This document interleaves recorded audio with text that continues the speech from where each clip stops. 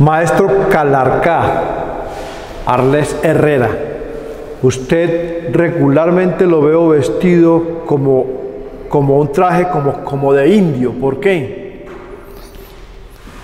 Bueno, primero que todo, muchas gracias por la nota que van a hacer de televisiva, ¿no es? Sí, señor. Le agradezco mucho porque, bueno, son cosas que nos estimulan, ya que el propósito es difundir un trabajo. Ahora, el hecho de que me vista de blanco, pues tiene que ver con cierta tradición cultural de los pueblos asiáticos, sobre todo de la India, ¿no? Entonces, por eso uso el liquiliqui que llamarían aquí en Colombia, pero esto tiene origen en la India, que se llama, bueno, lo usaba Jawaharlal Nehru. Y entonces se quedó de moda aquí en Colombia, y en Colombia se utiliza mucho este tipo de camisas. No necesita uno ponerse corbata, vamos, porque es muy molesto la corbata. Entonces, así queda uno como bien vestido. Pero es porque su pensamiento está un poco ideológicamente o filosóficamente con la India, o porque usted tiene arraigo, digamos, herencia de indio. Sí, no, realmente hay cierta herencia de orden emocional, psicológico, ¿no? Que se refleja a veces en nuestra manera de ser, de hablar, de vestir, etc. Y puede que esto sea una parte de eso, ¿no? Un reflejo de esa cultura que todavía sin pensarlo se hace evidente, sí, como estoy aquí hoy. ¿Usted dónde nació? Yo nací aquí en Armenia, sí. Carrera 18, número 4205. ¿Ya no existe ese sitio? No, yo fui por allá a ver si estaba, no, eso era un peladero. Eso lo tumbaron para hacer ahí todo lo que es el mirador de la Carrera 18. Sí, porque la parte de allá, de aquí para allá, la parte izquierda era un rodadero, pues. Rodadero, sí. Sí. Sí. Allí tenía la casa mi abuela y tenía ahí una siembra de plátano, yuca y arracacha en ese rodadero. Sí. En lo que hoy se conoce como el Parque La Secreta. ¿Seguro? Sí. Sí. Entonces eso se acabó, bueno, ya no queda sino el recuerdo en mi memoria. ¿Usted con quién vivía? ¿Con su abuela? Mi abuela, mi mamá y unas tías. Sí. ¿Y su papá? Mi papá murió cuando yo tenía como 6 años, 7 años. ¿Sí? Entonces no alcancé a asimilar la cultura de ellos, ¿no? ¿Pero quién era de origen indio? ¿Su papá o su mamá? Mi papá. ¿Su papá? Era así. ¿Cómo llamaba su papá? Barajaudín. ¿Y había venido cuánto hace de la India? No te sabría decir. ¿No sabe? No sé. Sí, no, esa historia se perdió en el tiempo. Sí. Porque mi mamá ya no supo decir cuándo fue que llegó, cómo se conocieron, no sé. ¿Tuvo otros hermanos? Sí, claro, tengo otros hermanos por parte de padrastro, claro. Sí. Sí, eran 5 hermanos, entre ellos 3 hermanas. ¿Y bien? ¿A qué escuela fue aquí en Armenia? ¿A qué escuela fui? Aquí a estudiar la primaria, a conocer las primeras letras. Sí. Yo me pusieron a la escuela primaria en un pueblito llamado Buenos Aires, que queda en el norte del valle, en la cordillera occidental. Ahí de San Pedro y de Todos Santos Valle, arriba en la montaña. Ese era un sitio de arrieros. Sí. ¿Y por qué se fue para allá de Armenia? ¿A qué edad se fueron de aquí pues de Armenia? Tendría 6 años o 7 años. ¿Su mamá decidió irse para allá? Sí, decidieron. Además, porque la situación económica aquí en aquella época era terrible. Porque aquí pasaba la cosecha de café y todo el mundo quedaba desocupado, quedaba cruzado así como está usted. Sí, quedaba colgando de la brocha. Esto era muy serio. Sí. Entonces la gente se desplazó. Dicen que los antioqueños es que son muy caminantes. No, es que el hambre lo hace caminar a uno. El hambre. Sí, claro. Viendo la semejante situación, la gente tenía que desplazarse y a buscar la Madre de Dios, decía mi abuela, en otros lares. Y entonces se fueron para ese sitio que era famoso. Buenos Aires, ese pueblito, era una aldea ahí pequeña. Pero entonces había un elemento de que permitía a la gente ganar para la comida, porque era un sitio maredero. y entonces ahí se cortaba mucha madera que llevaban a la colonia de Alaska, cerca a Buga, Sí. que era una colonia de presos. Ajá. Entonces allá se llevaba la madera y ¿En qué año nació usted? 1934, 34. sí señor, ¿Cuántos años está cumpliendo? ya pasé los 90. Sí. Allá en Buenos Aires, entonces usted va a la escuela. Allá fui a la escuela, una escuelita que la dirigía una señora, se llamaba Julia Rojas. Ella era de Sevilla Valle. Ella nos enseñó las primeras letras a mí, no solamente a mí, sino a otros muchachos. Y allí aprendí yo a escribir, allá aprendí a escribir en cierta medida, ahí enredado escribía y leía. Entonces, eso fue una experiencia formidable porque fíjate que como yo era el único que leía y escribía, las muchachas me decían, escríbanme esta cartica para el novio. Y me pagaban 1 centavo Sí. o 2 centavos. Entonces ya tenía una fuente de entrada por escribir cosas de amores de la muchacha hacia el muchacho. ¿Cuántos años tenía cuando usted le escribía las cartas de amores a las muchachas del pueblo allá? Sí, tendría 7, 8 años, o 9 años, 10 años. Sí, claro. Y también cuando les escribía las cartas, ¿les hacía dibujos? Ponía corazoncitos. Le ponía corazoncitos. Usted tenía en la escuela allá en Buenos Aires, ¿cierto? Buenos Aires, sí. ¿Tenía en la escuela un cuaderno de dibujos ya? ¿Tenía ya la afición por el dibujo o no? Sí tenía la afición por dibujar pajaritos y dibujar los pajaritos a otros compañeros de estudio ahí de la escuela, porque me decían, hágame usted el dibujo. Pero no tenía una disciplina para decir, yo guardo esto, bueno, no, eso no era bueno. Pero le decían a usted, hágame el dibujo, porque Sí. usted era el que sabía dibujar. Sí, tenía bueno, cierta capacidad innata. Digamos, esa es una capacidad innata, eso Sí. nació con usted. Sí, eso. Y entonces, allá se dibujos para los enamorados. ¿Hasta qué año estuvo usted en Buenos Aires? ¿Hasta cuántos años tenía cuando salió de Buenos Aires? Bueno, salimos como cuando yo tenía por lo menos 10, 11 años. Y bajamos a un sitio más abajo, cerca, más al valle, propiamente dicho, a una finca que se llamaba El Tigre. Sí. Esa finca fue la que compró mi padrastro para sobrevivir. Era un pedazo de tierra en loma, bueno, había café, caña, plátano, yuca, racacha, y se molía inclusive caña en un molino que le llamaban La Vieja, que era a pura mano los rodillos para exprimir la caña. Para exprimir la caña. Y sacar la miel. Y sacar la miel y hacer panela también. Y hacer panelitas. Era lo que se hacía, panela, ¿no? Sí, exacto. ¿Con quién hacía usted eso? ¿Con su mamá? ¿Con su abuela? Sí, claro, mi abuela era una vieja de esas que son de hacha y machete. Sí. Tremenda trabajadora que se arremangaba y sacaba el machete o el winche, Sí. que era una herramienta curva así, Sí. y se iba a deshiervar a poner las cosas en orden. Era una mujer dura. ¿Y su mamá le ayudaba? Sí, le ayudaba, siendo jovencita le ayudaba, pero la dura de verdad, para bolear machete y mantener la cementera bonita, era mi abuela. Y, es decir, ustedes trabajaban prácticamente en un trapiche, Sí, ay.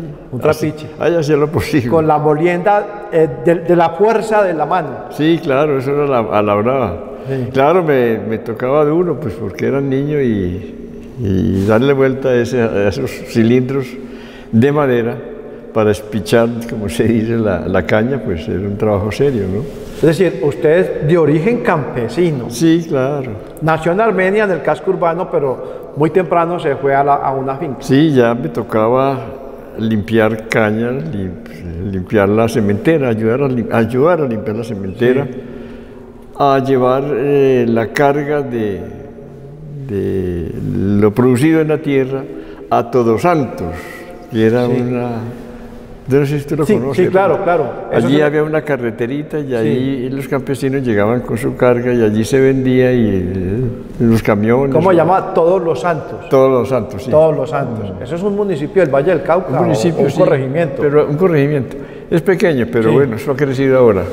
Y allá usted llevaba en mulas. No teníamos sino un caballito. Y allá llevaba la carguita de Allá panela. llevaba la carguita de arracacha o de yuca, y una tía tenía una tienda allí y ella compraba a los campesinos, entre ellos a nosotros, la carga de ave o C comida. ¿Y con quién iba usted hasta Todos los Santos? ¿Con su mamá o con su abuela? Pues sepa que me fueron soltando y me tocaba solo. Solo. ¿De cuántos años? ¿10, 11, Ya 12 tendría, años? ya tendría 11 años ya. 11 años. Pero fíjate que eso era para mí tremendo, porque a veces el caballito era un caballito desnutrido. El animalito a veces cansado se tiraba al suelo y yo me tenía que devolver para la casa para decir que el caballo no se quería parar. Pero por desnutrición, no le daban caña ya en la casa. Sí, no, pues sí le daban, pero el caballito No ya alcanzaba para era un todo. viejito, ya caballito viejito, sí, claro, pobrecito. ¿Cuándo sale usted de esa área de Buenos Aires, del Tigre, de Todos los Santos, para otro sitio? ¿Cuándo da otro salto? Bueno, estando en esa finca, el Tigre, llegó de pronto una tía que vivía en Cali, Palmira y Armenia. Sí. Era una tía, pues, distinguida, emperifollada, ¿Sí? y ya era Hermana de su mamá. hermana de mi mamá, pero era distinguida, distinguida en la forma de vestir. En Armenia, vivía en Armenia. Vivía en Armenia, Palmira y Cali. Bueno, Ok. Se movían los tres pueblos. Porque vivía con un señor zapatero. Sí. Ahora, primero con un señor panadero. Panadero. Entonces tenían medios. Sí. Cuando ella me vio ahí en esa finca, que yo tenía un pantalón remendado, a pata limpia, hecho, bueno, ya se sabe cómo es. Entonces la señora, pues tía, me dice, este muchachito no puede seguir así, tiene que irse conmigo para volverlo gente, fue la expresión, como si uno del campo no fuera gente. Uno en el campo es gente, evidentemente, gente. pero ella pensó Pero- que sacarlo del campo se volvía más gente. Sí.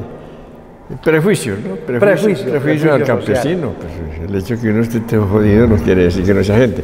Pero bueno, el caso es que ella me sacó y fuimos a la Palmira. En Palmira el marido tenía una panadería. Esa panadería, pues hacía desde luego pan, claro. Pero me pusieron a mí a temprana edad, desde las 2 de la mañana, a moler el trigo. En la panadería. En la panadería. Ah, usted se lo llevaron fui a trabajar. A trabajar con un berraco, sí, a trabajar. Entonces, pues yo estaba sufriendo, porque imagínese a esa edad que lo levanten a uno a moler, pues, cuando uno a esa edad quiere dormir, porque biológicamente es una petición del cuerpo. Entonces, para mí fue un sufrimiento serio.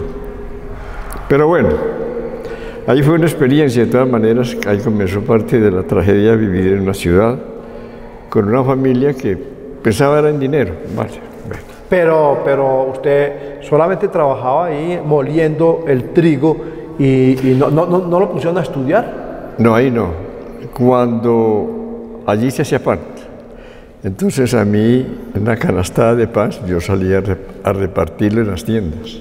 Después de moler el trigo para Sí. el pan, salía a repartir el pan a las tiendas, en una canasta. Así como le parece. En Palmira. En Palmira. Después de ahí, la señora tía peleó y se separó de ese marido panadero y se fue a vivir con un señor zapatero en Cali. En Cali. Sí. En Cali ella montó un restaurante que llamaban en aquella época, ese restaurante familiar, ¿cómo era que llamaban? Una asistencia se llamaba, asistencia. Asistencia. Ese era el nombre. Que era una cuestión no pública, me refiero en cuanto a espacio, sino cerrado en casa. Se conseguían clientes comensales, se llamaba. Comensales. Se conseguía comensales y se contrataban los almuerzos de acuerdo a la cantidad de comensales. Entonces ahí comenzó otro problema, otro dolor para mí. Porque siendo chico, pues yo tenía que ir a hacer el mercado. Sí. A la plaza de Cali. A la galería de Cali. A hacer mercado y echarme el canasto. Bueno, que en esa época yo pues se venía en Victoria, en un coche. El coche. En esa época había coche ahí. Había coche en Cali de esa Victoria con caballo. Victoria con caballo, que después lo pasaban a Palmira y pues quedó solamente en Cartagena. Sí. Entonces pues ahí se traía el mercado, pero de todas maneras después de hacer las tareas de mercado, ahí sí me pusieron en un colegio La Herrera. Ajá. Entonces comencé a estudiar en el colegio La Herrera. ¿Esa era qué zona de Cali? ¿Qué sector? ¿Cómo llamaba el sector? Por allí, por donde San Nicolás, más o menos, San Ajá. Nicolás. Sí. Por allí fue donde hubo la famosa explosión de la época de Rojas Pinilla. Del 59, ¿no? 59, sí, claro. Entonces allí, naturalmente, pues yo, bueno, me tocó duro ahí en ese campo. O sea, que iba hacia el mercado, iba al colegio, estudiaba. ¿Y cómo le iba en el colegio, en el Olaya Herrera? Yo no sé. Yo no sé si era mal estudiante, pero decían que era bueno, yo no sé. Buen estudiante. Yo no creo mucho, pero bueno. Pero allá estudió que terminó la primaria. Sí, terminé la primaria. Pero hay un elemento muy interesante. Terminé la primaria ahí, pero había un elemento que fue el que me fue incentivando el interés por la pintura. Porque yo venía desde allá del colegio La Herrera, pasábamos el Parque San Nicolás hasta el barrio Sucre, donde se vivía. Y en San Nicolás había un espacio donde había un pintor payanés llamado Hernando González. Era la época en que los pintores tenían su taller a la vista del público. Sí. Ahora es que se encierra como ratones por allá a pintar, no sé.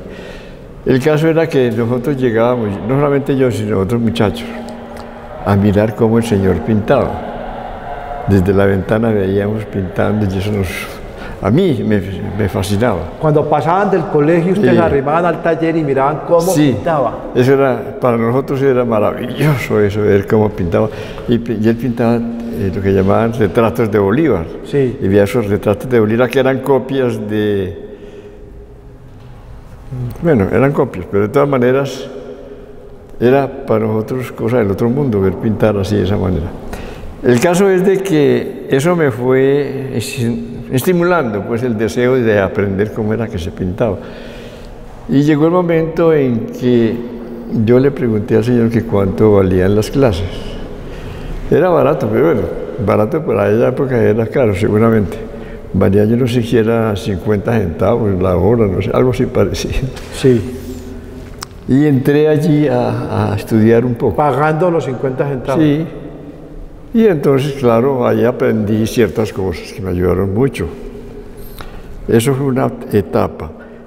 La caricatura como tal, había un periódico que se llamaba El Gato, El Gato, sí. de Pacho Gato. Sí, muy famoso. Y Pacho Cali. Gato le decían gato porque tenía los ojos claros como un gato. Sí.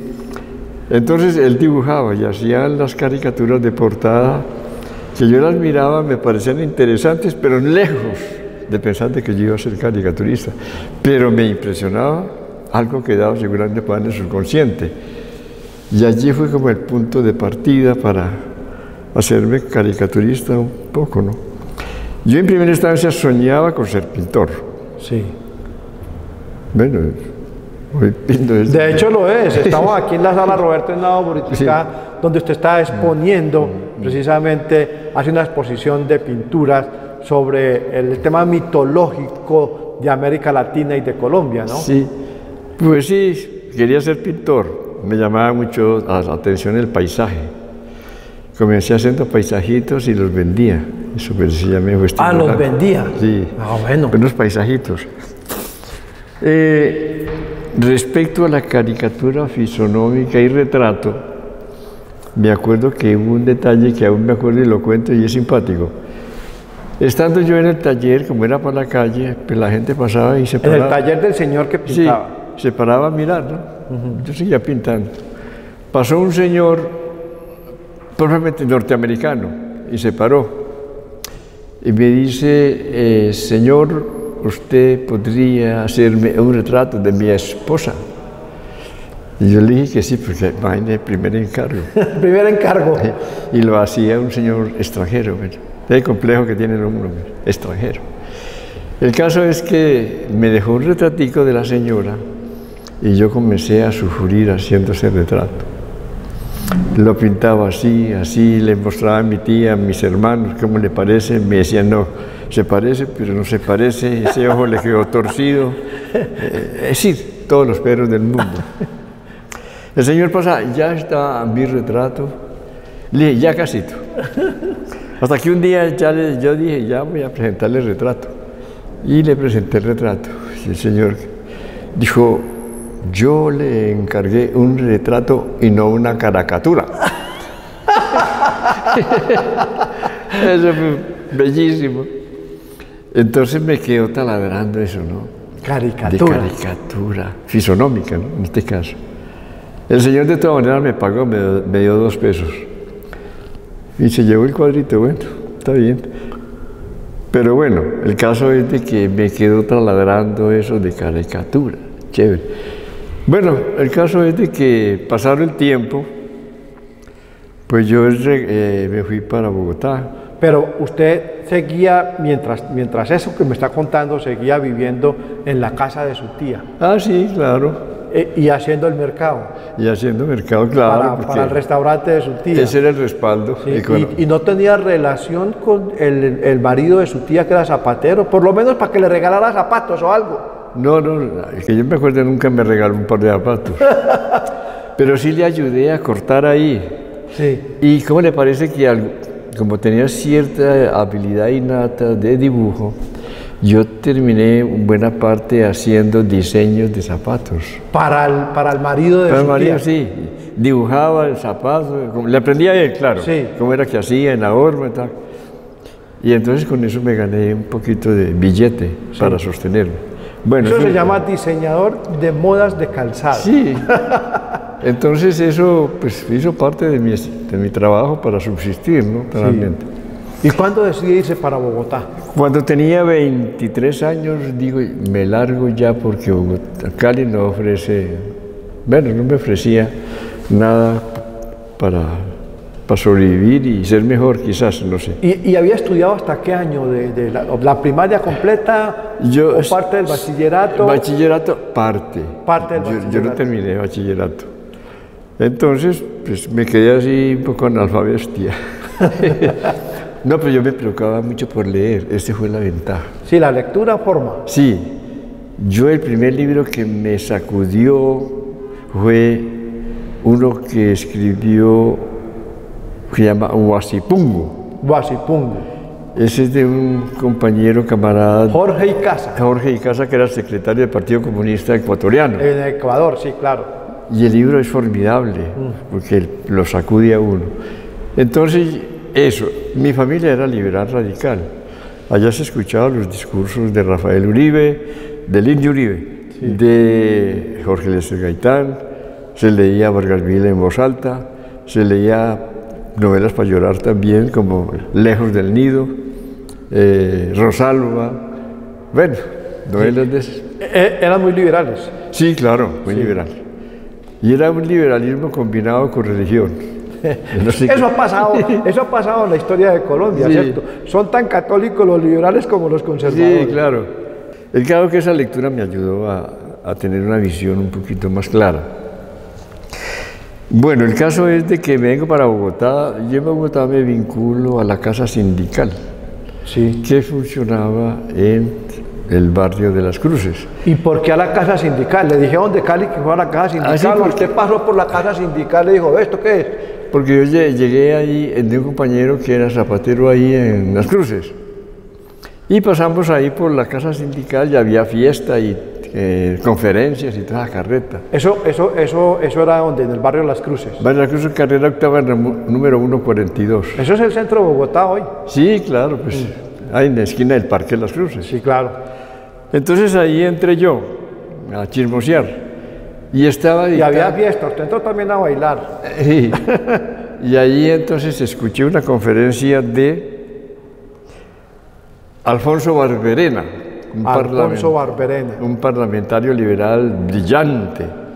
Y él estaba dictando una conferencia de economía política desde el punto de vista marxista. Sí. Entonces me impresionó porque ya era un problema que estaba tocando intereses de clase. Sí. Cómo era la cosa aquí y la cosa acá. De ahí me fui encarrilando. Después de pasar un tiempo, pues yo me hice dibujante oficial del semanario voz proletaria en ese momento, voz de la democracia. ¿Cuándo le dijeron a usted, estando ahí en la casa sindical, quiere dibujar aquí en el semanario Voz Proletaria? ¿Sabes qué? No me acuerdo bien cómo fue ese salto, ese paso. No me acuerdo bien. ¿O quién lo vinculó? ¿No se acuerda? Ah, sí, eso sí.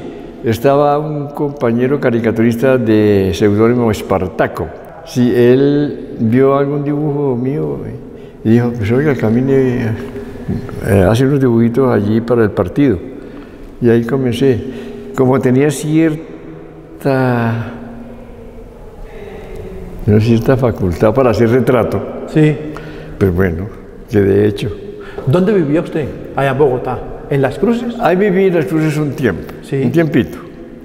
Después, como me vinculé al movimiento de la Central Nacional Prohibienta, que se fundó en la Casa Sindical, en la lucha de los inquilinos por la vivienda, toma de tierras, y se fundó el barrio Policarpa, que es un barrio emblemático. Yo hice parte de esa carreta. Yo soy parte de los fundadores del barrio Policarpa, que aún está vivo y camina. Es decir, para hacer todo eso se tuvo que vincular al Partido Comunista. Sí, claro. El partido tuvo mucha influencia en la formación ideológica y política y organizativa del barrio Policarpa. De ahí que fue un baluarte interesante, punto de vista ya avanzada, pues de la izquierda.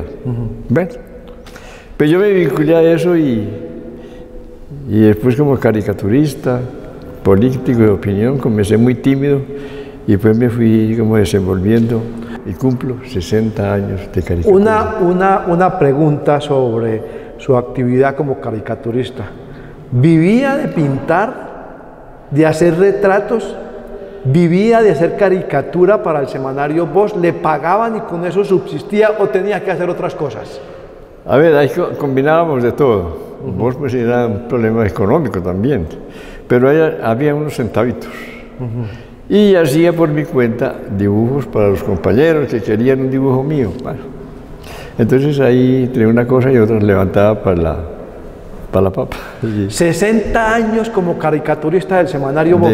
Sí. ¿Qué recuerda usted como caricaturista, como periodista? Porque el caricaturista es un periodista que pone en la caricatura la realidad del mundo. ¿Qué recuerda en esos años, así como fundamental, 2 o 3 cosas que le hayan movido, digamos, el alma? Pues había tantas cosas que enfermaban el alma. Yo digo que era motivo de alegría, ¿no? Motivo de alegría porque, pues, bueno, había el movimiento obrero independiente de la CSTC, donde pues habían dirigentes muy claros. Era interesante y uno creía a ciegas que ese era el aparato indicado para llegar al poder. Sí. La cosa es más complicada. De las cosas que duelen recordar es el asesinato de tanto compañero. Porque yo era conocido de todo, pues ya la caricatura me había hecho muy conocido y querido seguramente de muchos compañeros, tanto del campo como de la ciudad. Y llega pues el momento tan trágico de esa masacre de la Unión Patriótica. Eso me golpeó duro porque eran mis compañeros, amigos, de tantas cosas. Ese fue un momento duro. Traía un lastre de la violencia en Colombia, porque me tocó ver en Cali cuando llevaban los cadáveres de Trujillo Valle y del Dobio encamionados de muertos. Y alguna vez me subí yo así para mirar allá gente degollada. Fueron momentos terribles que hoy estoy viejo, no se me han borrado. Momentos de alegría cuando el barrio Policarpa se movilizaba en defensa y solidaridad con el movimiento obrero en acción. Estaba el sindicato ahí cerquita, Cemento Diamante, y estaban en huelga y la policía atropellaba. Llamaban a los habitantes del barrio Policarpa, nos íbamos en brigada a defender el proletariado. Era interesante. Es decir, usted vivió en el barrio Policarpa. Vivo 60 y pico de años. Claro, ahora estoy ahí con las hijas porque mi compañera murió hace 6 años. Entonces me pasé a vivir con las hijas en otro espacio ahí enseguida, barrio Ciudad Berna. Pero viví toda una larga vida en el barrio Policarpa. Es decir, usted se considera desde la caricatura y desde la pintura un proletario luchador por la transformación de las condiciones del país. Esa es la idea. Esa es la idea. Así Y aquí estamos. Y en esos 60 años uno dirá que uno trabajando 60 años en un periódico puede conseguir plata. ¿Consiguió? No, compañero. Yo, gracias a Dios, y a la Virgen del Carmen, y a Buda, y bueno, todos los compañeros, Dios, es gracias al apoyo familiar. Si no fuera por el apoyo familiar, difícilmente. Entonces, esto que demanda cierto esfuerzo, demandas económicas, querámoslo o no, es gracias al apoyo familiar. Porque mis hijos son profesionales. Sí. Son profesionales en diferentes áreas de la ciencia, bueno, carreta, y mis hijas también, las que estuvieron aquí ayer, por ahí, y las nietas también. Entonces ellas son mi soporte desde el punto de vista económico. ¿Cuál es la caricatura que usted recuerda que le produjo más alegría, más satisfacciones, más felicitaciones? De las publicadas en el semanario Voz. No sé. Yo no sé, pues por ahí, pues algunas me han felicitado, otras las ha tomado el ejército para cambiarle los textos. Sí. Porque la segunda pregunta que le iba a hacer alrededor de la caricatura, ¿cuál es la caricatura que más molestó al establecimiento? Fue en la época de Turbay, sí. Una que molestó. Una donde Turbay va nadando en el mar, así, bueno, braceando, y detrás va un tiburón. Y dos paisanos que estaban aquí dice, ese tiburón se va a tragar al presidente Turbay. Y el otro le dice, tranquilo, que ese tiburón no come mierda. Debió haber molestado a todo el mundo. Sí, sí. Cosas así, pues han golpeado. Hice un afiche que fue esa sensación en ese momento, porque eso ha cambiado mucho también la estética de los afiches. Que el titular era, dele a la oligarquía por donde es. Entonces hay un pie desnudo y está pateando el trasero de un monacho que representa a la burguesía. Bueno, es un símbolo, ¿no? Entonces decía, dele a la burguesía por donde es. Bueno, por culo en este caso. Sí. Entonces, a mí me cogieron preso pegando carteles, entre esos carteles, porque es la época del estado de sitio donde para pegar un cartel había que pedir permiso. Sí. Y no habíamos pedido permiso para pegar carteles. Me decían, Sí. no, hay que romper esta vaina. Sí. Entonces me cogieron preso, pues, y me llevaron ante una comisaría. ¿Verdad? Allá amanecí, cuando llegó la señora juez, o yo no sé quién era, bueno. Y me dice, ¿usted por qué lo traen aquí? Le dije, no, pues por este cartel. Y lo miró y dijo, oiga, qué bueno ese cartel. Sí, muy bueno. Váyase, váyase, váyase. ¿Alguna otra vez lo tuvieron detenido por su pensamiento político de izquierda, de sí, comunista? Sí, no, yo era cliente de la estación cuarta de Las Cruces, era cliente fijo. Allá cada rato iba a parar. Sí, claro. ¿Qué le decían? ¿Por qué lo detenían? Hay cosas simpáticas. Una vez que me llevaron, me dice el oficial, si Fidel es tan berraco que venga y lo saque de aquí. ¿Sí, Fidel Castro? Sí. Estupideces de ellos, ¿no? ¿Estuvo usted en algún momento en Cuba? Varias veces, sí, ¿Sí? En eventos de caricatura. Sí. ¿Y en eventos de carácter pictórico y de caricatura? Y no, eso? solamente caricatura. Siempre caricatura. Sí. Y también en la Unión Soviética, bueno, en este Sí. caso concreto en Moscú, también hice, pues Expuso. dice que estudié, pero claro, yo soy mal estudiante. Sí. Pero bueno, ahí se hizo lo posible. ¿Usted conoció, aprendí muchas cosas. Sí. usted conoció gente importante del Partido Comunista como Vieira Sí, claro. y como, por ejemplo, el poeta Luis Vidales? Sí, claro. Fue amigo de ellos. Sí, claro. Claro. ¿Cómo eran ellos? Eran unos militantes del partido Sí. con mucha fortaleza. Sí. El compañero Luis Vidales era muy cálido. Sí. Era hasta muy gracioso. También del Quindío, ¿no? Sí, de aquí de Calarcá. De Calarcá. Él tenía cierta gracia humorística. Sí. Sí. Vieira, pues era un tipo más, ¿cómo se llama eso? Más seco. Más serio. Sí. Sí. Bueno. Pero yo como soy tímido y poco lambón, pues yo no... Hay otra persona que es también una persona de esta región, del Quindío, que murió también trágicamente baleado, entiendo que cerca o en el aeropuerto El Dorado, que es Cepeda.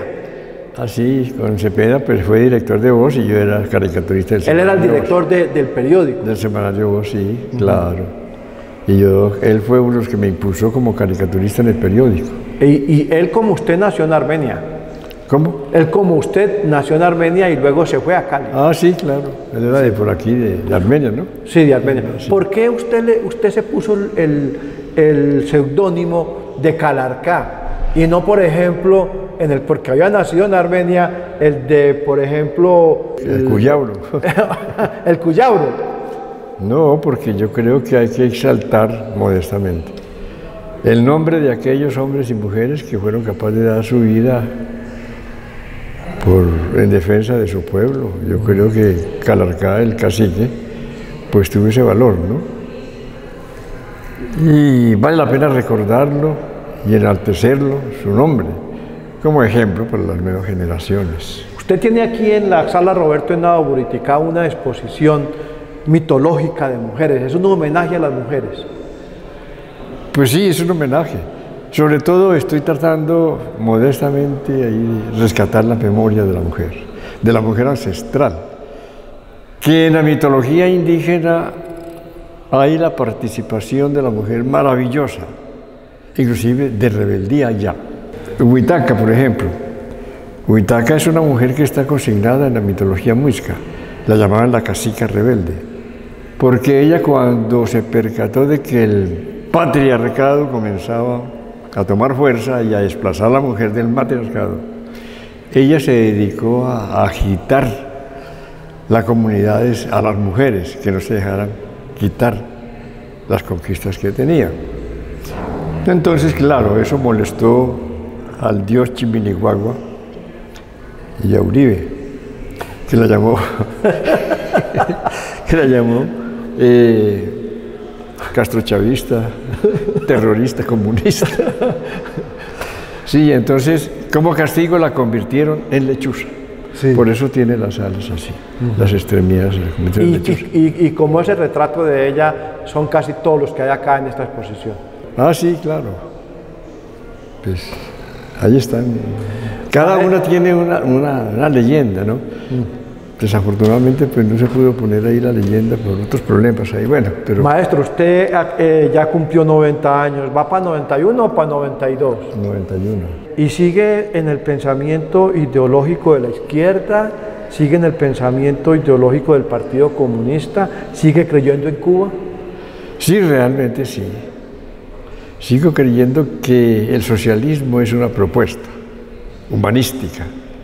Ahora que ha habido problemas, que esa ideología socialista le ha quedado grande a ciertos dirigentes, es otro problema.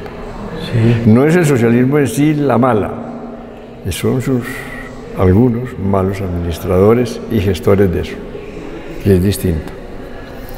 Entonces, pero alguien me decía, no, es la condición humana, que no sé qué, bueno, sí. Entonces quiere decir de que falta mucho para ser humanos y aceptar propuestas de esa envergadura humanística. No sé hasta cuándo va a ser así. Como dice un filósofo francés que decía, hay gente que dice creer en Dios, pero actúan como si no creyeran. Así pasa también en esto, ¿no?, de la lucha revolucionaria. Hay quienes dicen, algunos, dicen, la revolución, no es que hay que carreta. Pero en la práctica a veces no son consecuentes con lo que dicen. Como el caso, yo lo he dicho, porque lo sé, porque lo conozco. Había compañeros que hablaban de los derechos de la mujer y de la carreta.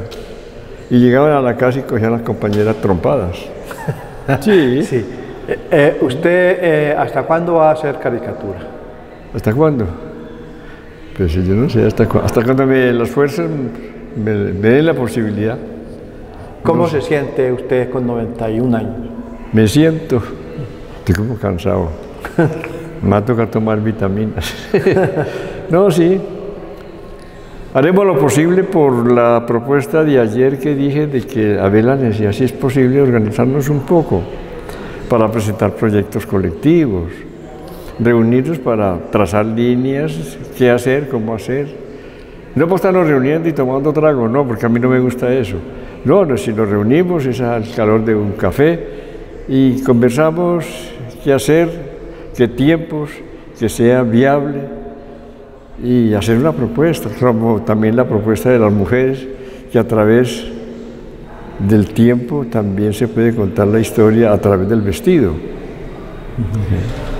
Entonces hay mujeres que se dediquen, ya alguna compañera de la del Tolima, que está avanzando en eso y se lo está ganando, que las mujeres hagan una hermosa exposición de cómo se vestían las mujeres muiscas en su época, en el cual yo tengo referencias sobre eso. Ahí en el Museo de Guatavita hay unos muñecos de mujeres y están los vestidos, cómo era. Cómo vestían las mujeres de los caciques, porque la campesina era una tuniquita y punto, pero las campesinas era con una liquira y aquí un broche de oro, eso no era cualquier cosa. Y las diademas y las plumas y tal, bueno, eso era otra cosa. Maestro, usted finalmente, ¿cómo recuerda Armenia en torno a los años cuando usted era un niño y cómo la ve hoy? No, esto parecía un barrio de Bogotá. Cajones de cemento. Aquella época de niños me recuerdo un poco que eran las casas de Guadua, ¿no? Sí. Había mucho eso. De Bareque. De Bareque y Guadua, sí. Y la gente pues era otra pinta, ¿no? Los señores generalmente usaban mulera, el pantalón arremangado, el tapapinche, bueno, delantal, sombrero de tipo aguadeño. Esa era más o menos la pinta, que negociaban con marranitos para vender y todas las cosas. Y los campesinos. Hoy en día, pues claro, el mundo evoluciona, querámoslo o no, hoy en día pues es otra pinta. Y desafortunadamente mucha influencia extranjera que ha castrado nuestro paisaje cultural cafetero. ¿Usted ha vuelto o ha ido a la India a buscar su familia, la familia de su papá, allá en la India, en ese país oriental? No.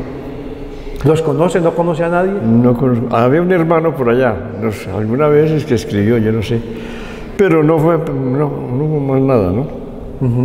Nada más porque ya me gustaría más bien recorrer mi país. Estaba por allá en la Amazonía, por arriba Amazonas y las comunidades indígenas, que es más bello para nosotros. La gente le ha dicho que usted tiene más perfil de indio que de colombiano. Pues sobre todo en Europa.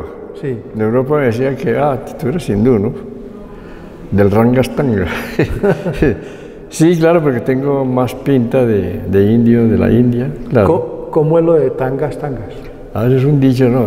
Da pena con los oyentes. No, ¿no? ¿Por qué? ¿Cómo? ¿Es indio? No, eso es de aquí de los pereiranos. Sí. Es que una vez se bajó del bus donde yo venía, se bajó unas monjas. Y había un muchacho vendiendo el Kama Sutra. Sí. Entonces, se fue el muchacho detrás de las monjitas y decía: monjitas, pasen noches felices con el Rangastanga. De dos paisas que echan carreta. Y claro, las monjitas como que sabían de qué se trataba, porque ellos salieron corriendo disparadas. Ese es el cuento, ese del Rangastanga, de ese muchacho que vendía eso. Maestro Arlés Herrera, muchísimas gracias por estar aquí con nosotros en este programa que se llama Vivir para contarlo. Vivir para contarlo. Bonito nombre. Me parece un poco al de Pablo Neruda, ¿no? Sí. Vivir para contarlo. Le preguntó Tola, le dijo: compañero, en sus últimas palabras, ya que te vas a ir, dijo: confieso que he bebido. Bellísimo. Confieso que he bebido. Es simpático.